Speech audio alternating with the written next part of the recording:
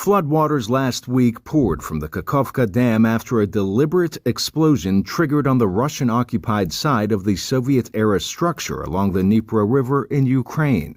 Both Ukraine and Russia pointed fingers at each other for what U.S. intelligence analysts say likely was an act of Russian sabotage, according to the New York Times.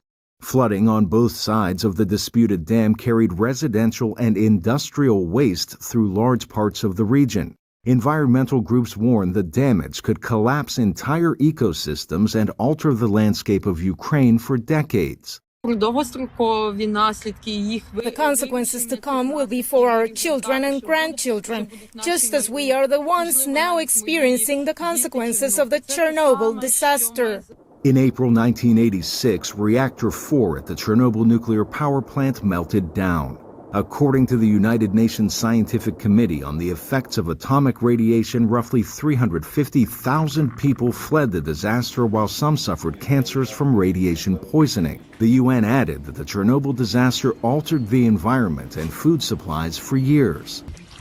Environmentalists warn Ukraine's history may be repeating itself following wide-scale flooding that is inherently contaminated and wreaking havoc on local ecosystems. If this area serves as a nesting place for a colony of bird species, it is possible they will rebuild their colony when water recedes within about 7 to 10 years. However, when it comes to ecosystems that have been destroyed, such as the sandy ecosystems that once existed in our unique territory, their recovery may take decades.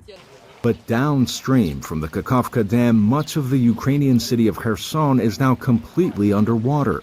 Immediate concerns like clean drinking water for the more than 250,000 people living here take priority over longer-term environmental impacts. Experts say the dangers of the dam burst will only grow.